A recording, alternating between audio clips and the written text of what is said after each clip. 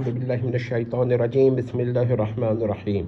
آج کی جو میری ویڈیو ہے یہ بہت اہم ہے، اور اس کو آپ دیکھیے کہ اس میں کیا خاص بات ہے۔ دیکھیے، احمد رضا صاحب بریلوی بڑے عالم تھے، ٹھیک ہے، لیکن انہوں نے بعض بڑے بڑے علماء کی تکفیر کی ہے جو کسی طرح ان سے کم نہیں تھے، اتنے بڑے علماء تھے۔ تو کیوں تکفیر کی، آئیے آج اس پر ہم بحث کریں گے، اور ہم یہ بتائیں گے کہ ہر تکفیر ٹھیک نہیں ہوتی، ٹھیک ہے۔ اب احمد صاحب بریلوی نے جن اکابر، مثلا مولانا قاسم نانوتوی صاحب، مولانا رشید احمد گنگوہی صاحب جنہیں عربی میں جنجوہی کہا جاتا ہے، مولانا اشرف علی تھانوی صاحب، اور مولانا خلیل احمد مہاجر مدنی صاحب، اور مولانا عبدالشکور لکھنوی صاحب کی جو تکفیرات کی ہیں، ان کے بارے میں کچھ نکت غور کریں، کچھ نکت ہیں جو غور کریں۔ پہلی بات، احمد رضا صاحب بریلوی کے فتاویٰ دنی ہے، یہ اصول مان لیجئے۔ دنی سے اختلاف کیا جا سکتا ہے، یہ ایک پوائنٹ ہے، ان کے فتاویٰ قطعی نہیں ہے۔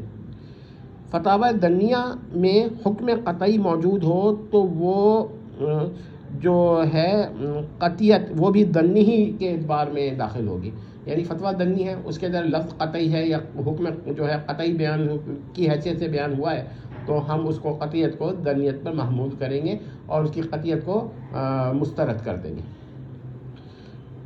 مثلا اچھا، اب اس کی مثال دیکھیے کہ فتاویٰ دنیہ میں حکم قطعی موجود ہو تو وہ قطعیہ بھی دنیہ ہی میں محسوب ہوگی۔ مثلا کہا جائے فلاں شخص مثلا با قطعاً کافر ہے، اب یہ پورا فتویٰ فرض کیجئے کہ دنی ہے، تو قطعاً کا لفظ اس فتوے کو دنی نہیں بنا دے گا، قطعی نہیں بنا دے گا، دنی ہی رکھے گا، کیونکہ فتویٰ دنی ہے۔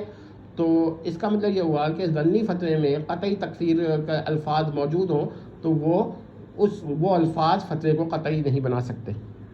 تیسرا پوائنٹ، فرض کیا جا سکتا ہے کہ زید مفتی ہے اور فتویٰ دیتا ہے جس نے با کے کافر ہونے میں ادنا سے ادنا شبہ کیا وہ بھی قطعاً کافر، اب یہ زید نے فتویٰ دیا۔ لیکن جب فتویٰ دنی ہو تو اب فتوے میں جو قطعیت کے الفاظ ہیں وہ فتوے کو قطعی نہیں بنا سکتے۔ اب فورتھ پوائنٹ دیکھیے، نکت میں سے یہ نکت اربعہ میں سے یہ چوتھا نقطہ دیکھیں۔ لہذا کہا جائے گا کہ اگر کوئی شخص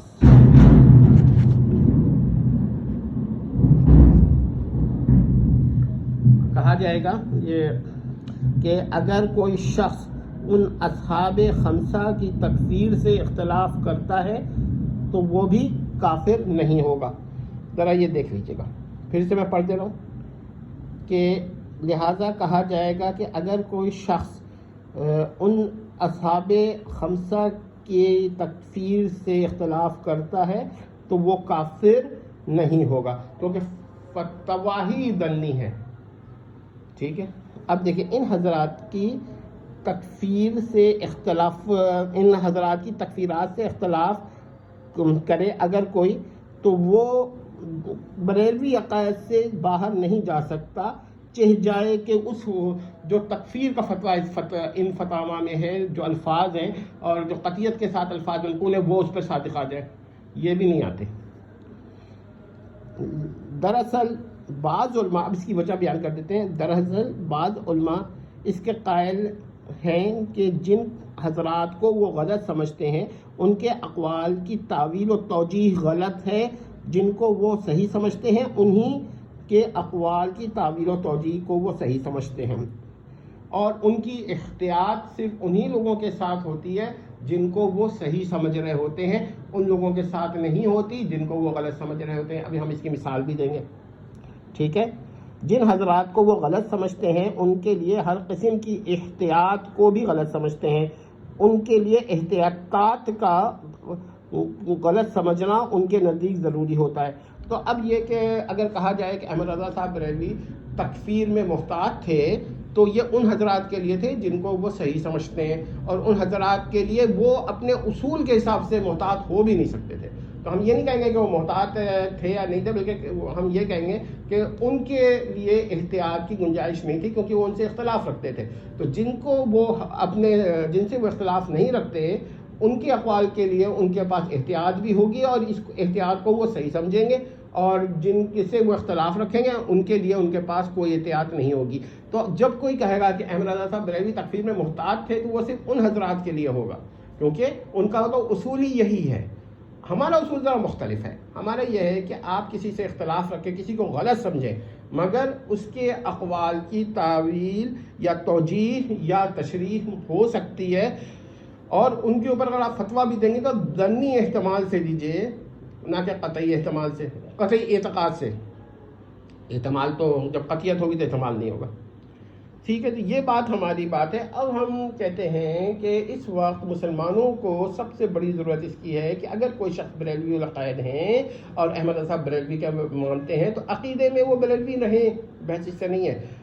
عقائد میں وہ احمد رضا صاحب بریلوی سے رجوع کر سکتے ہیں، لیکن تکفیری فتاوا میں ان کی بات کو تسلیم نہ کریں. اور یہی وجہ ہے کہ بہت سارے لوگ یہ خوف کرتے ہیں کہ وہ سمجھتے ہیں، وہ چاہتے ہیں کہ احمد صاحب بریلوی کی تکفیری فتاوا سے اختلاف کریں، مگر کیونکہ فتاوا میں قطعیت کے الفاظ موجود ہیں کہ یہ فلاں قطعی کافر ہے، جس نے ان کے کفر بشر کیا وہ بھی کافر ہے، تو ان الفاظ سے ڈر کے وہ فتوے کو قطعی سمجھنے لگتے ہیں، جبکہ ایسا بالکل نہیں ہے.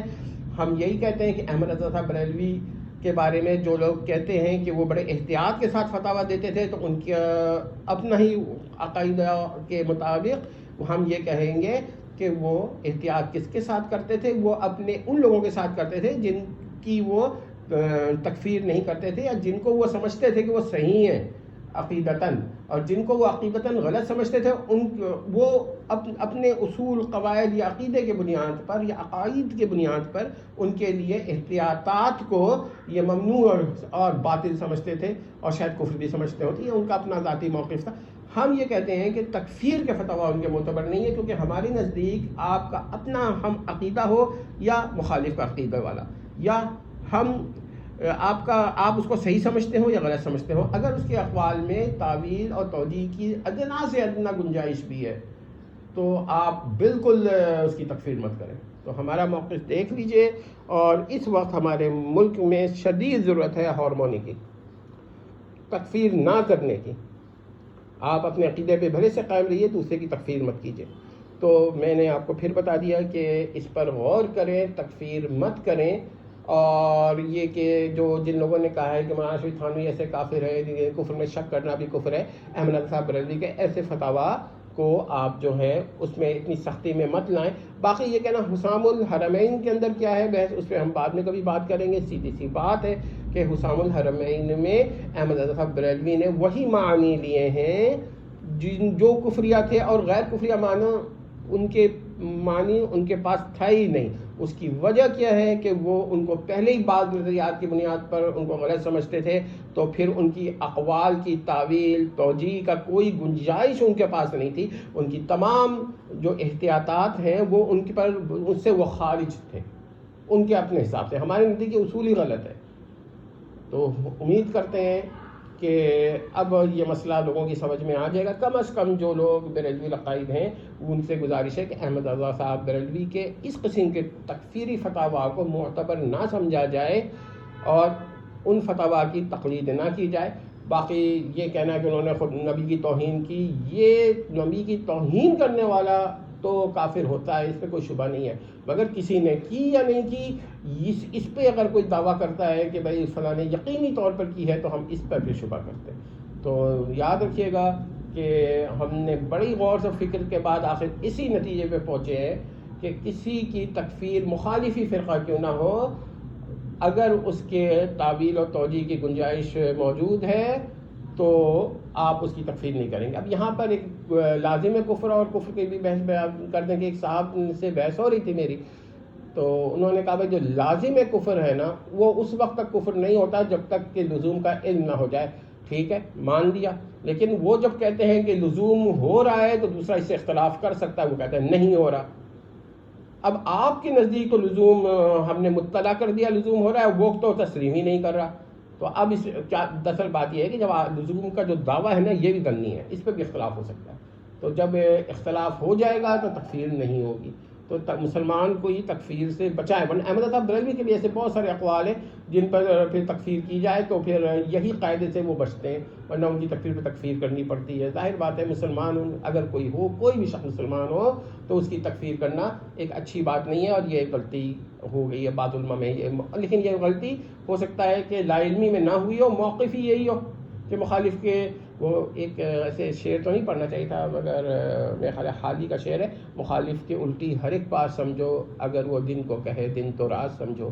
تو بات یہ کہ کچھ یہ ایک ایسا نظریہ ہمارے وہاں آ گیا تھا کہ تعویل احتیاط کس کے ساتھ ہوگی، ادنا سے ادنا شک پر کس کو چھوڑا جائے گا؟ جس کو آپ غلط نہیں سمجھ رہے. لیکن جس کو آپ غلط سمجھ رہے ہیں اس کے لیے کوئی معافی نہیں. اب اس کی آخری مثال دیتا ہوں. موسیٰ سہاگ جیسے ملعون انسان، کافر انسان، اس کو میرے پاس کوئی، وہ خدا کی بیوی ہونے کا دعویٰ کرتا تھا، wife of God, spouse of God. ایسے لوگ جو ہیں، تو احمد صاحب بریلوی نے اس کے بھی اقوال کو اتنی سختی سے نہیں لیا، تکفیر نہیں کی، اس کو محقق قرار دیا. اس میں کیا تحقیق ہے بھائی؟ تو کیا تھا بات کہ کیونکہ وہ اس کو غلط ہی نہیں سمجھتے تھے، اب اس کے اقوال کے لیے انہوں نے نکال دیا. یہ پوائنٹ نوٹ کر لیجئے. حالانکہ خدا کی بیوی تو محال عقلی ہے، اور اگر کوئی یہ جس خدا کے لیے بیوی اور خدا کے لیے شوہر سب محالات عقلیہ میں سے ہیں، جیسے شریک باری محال عقلی ہے اور تحت القدرہ بھی نہیں. میں صاف صاف کہتا ہوں کہ موسیٰ سہاگ جو دعویٰ کرتا تھا وہ سراسر محال عقلی تھا، وہ محقق نہیں تھا. ہاں ہم اگر اس کو بچانا چاہیں گے تو آپ واحد صورت کہیں گے وہ ذہنی مریض تھا، اس کا غلبہ حال تھا، اس کو ہوش و حواس ہی نہیں تھا. لیکن ہم یہ نہیں کہتے، ہم تو سمجھتے ہیں کہ اس کو اچھا خاصا ہوش و حواس تھا. تو پھر امید کرتے ہیں کہ آپ لوگوں کو بات سمجھ میں آ گئی ہوگی، اور ہم کسی کی توہین نہیں کرتے، صرف اتنا کہتے ہیں کہ احمد صاحب بریلوی کے فتاوی تکفیریہ معتبر نہیں ہیں، یا کم از کم ظنی ہیں، ان سے اختلاف ہو سکتا ہے، اور اتنے کہنے پہ کسی کی کوئی توہین نہیں ہو جاتی. ٹھیک ہے. اگر آپ لوگ صرف یہی کہیں نہیں انہوں نے صحیح تکفیر کی، قطعی تکفیر ہو رہی ہے، آپ 1000 دفعہ اسے قطعیت کا دعویٰ کر دیجئے، بحث بھی کر لیجئے، مگر جو چیز ظنی ہے وہ ظنی ہی رہتی ہے. ماننا پڑے گا کہ احمد صاحب بریلوی کے فتاوی ظنی ہیں، یہ والے تکفیری. ہر ایک کے لیے ہم نہیں کہہ رہے. ہاں دیکھیے، کسی کی تکفیر، کسی سے کلمہ کفر کا صادر ہونا الگ بحث ہے، کلمہ کفر پر بحث الگ ہے.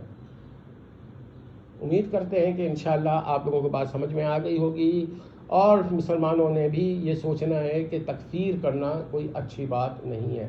اور کل والسلام.